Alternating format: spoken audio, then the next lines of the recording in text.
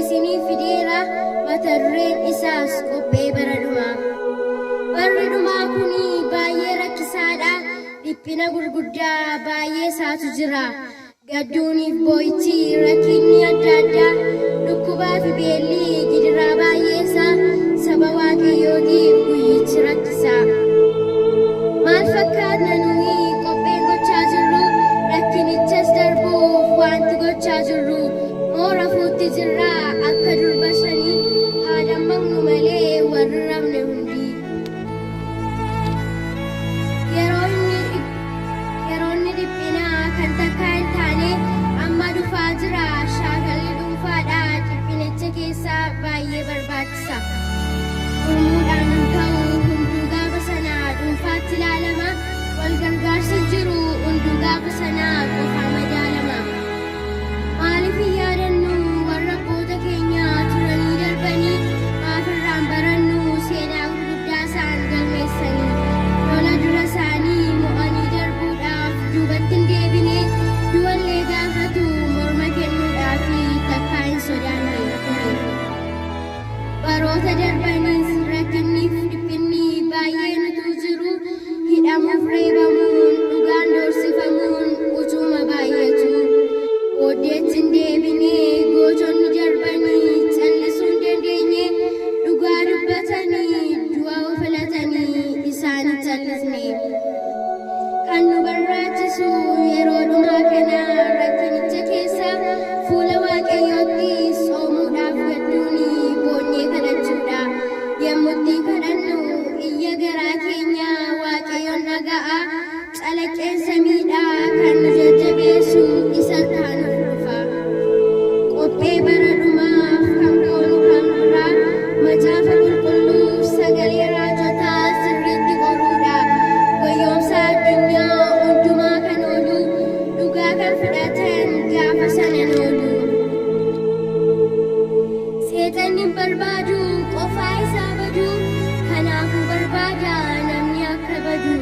Kanaaf hundi keenya irratti haa dammaqnu wayyoomsaa seexanaa jalaa akka oollu. Baroota darbanii cubbuun biyya lafaa jeeqee jira.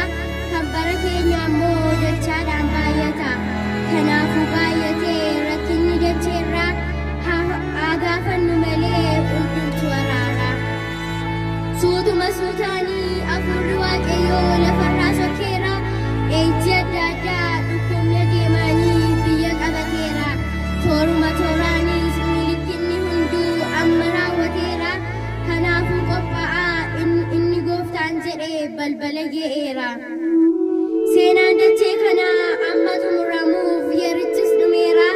Lolaaf oduu lolaa inni gooftaan jedhee hundinuu ta'eera. Taateewwan xumuraa inni dubbatamee raawwatamaa jira. Guyyaan warra tolootaas amma dhiyaateera. Waloloo kanaa anis xumureera.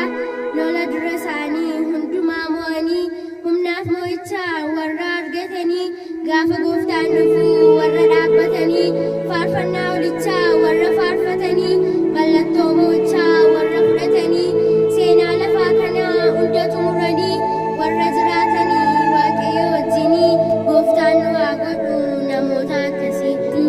Kan kana qopheesse jaallee caaliidha. Waldaa koo barbaannaa migira guddachuudha. Saa eebbisu naan jedha hundumtuu wal ga'a. Galatooma.